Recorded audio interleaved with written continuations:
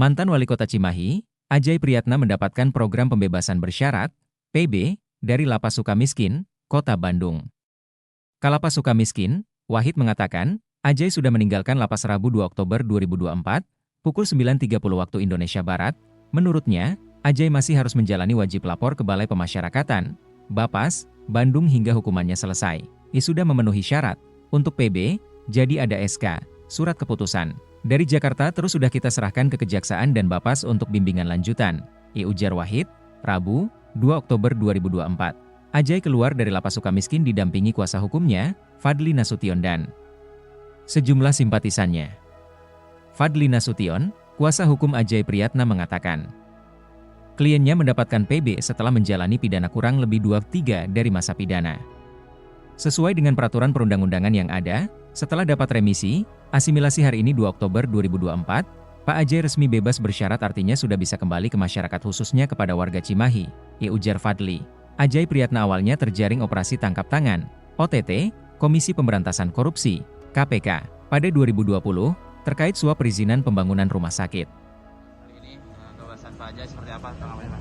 Ya, alhamdulillah hari ini Pak Ajay menjalani pembebasan bersyarat ya, setelah menjalani masa pidana kurang lebih 2/3 dari masa pidana. Sesuai dengan peraturan perundang-undangan yang ada, setelah mendapat remisi, asimilasi, hari ini 2 Oktober ya, hari Rabu 2 Oktober 2024, Pak Ajay resmi pembebasan bersyarat. Artinya sudah bisa kembali ke masyarakat, khususnya pada warga Cimahi. Nah, yang kedua, perkara yang menimpa Pak Ajay ini, yang perkara yang pertama itu dituduh menerima suap dari perizinan Rumah Sakit Kasih Bunda. Mungkin kita pernah dengar ya dulu ada OTT KPK di Cimahi 27 November 2020 ya. Pada saat itu uang yang diambil pada saat OTT 425 juta.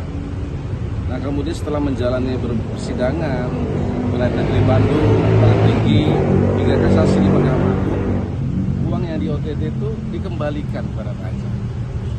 Akhirnya posisinya Pak Ajay tetap dipidana selama 2 tahun penjara, tapi tidak ada satupun barang bukti ya kalau Pak Ajay menerima suap dari Presiden Kasih Bunda.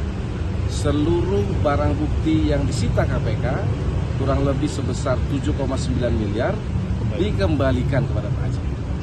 Jadi silahkan masyarakat menilai kalau itu tuduhannya adalah korupsi, menerima suap, maka ada uang yang diterima. Tapi faktanya berdasarkan putusan kasasi terakhir, seluruh barang bukti uang dikembalikan kepada Pak Ajay.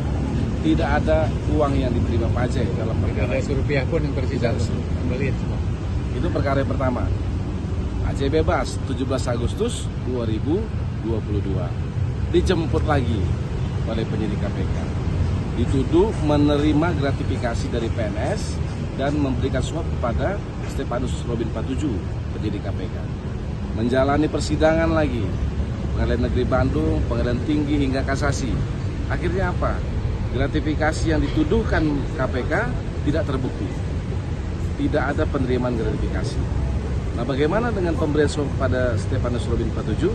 Pak Ajay adalah korban penipuan dan pemerasan. Yang waktu itu beliau tahunya itu namanya Roni, bukan Robin.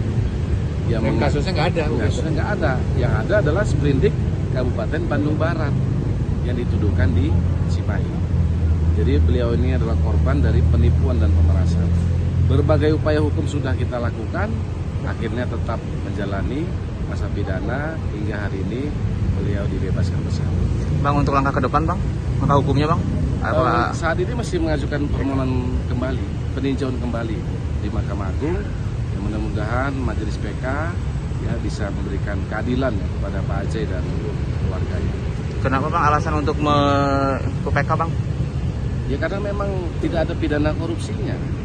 Kan Pak Ajay pada posisi yang didatangi oleh Robin, kemudian dia mengaku penyidik KPK, menyampaikan ada penyidikan bansos COVID yang ternyata di Bandung Barat, bukan di Cimahi.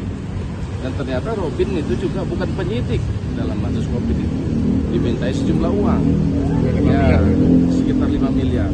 Ya akhirnya karena merasa ditekan, diteror, dipaksa terus, Pak Ajai memberikan kurang lebih sekitar 500 juta rupiah.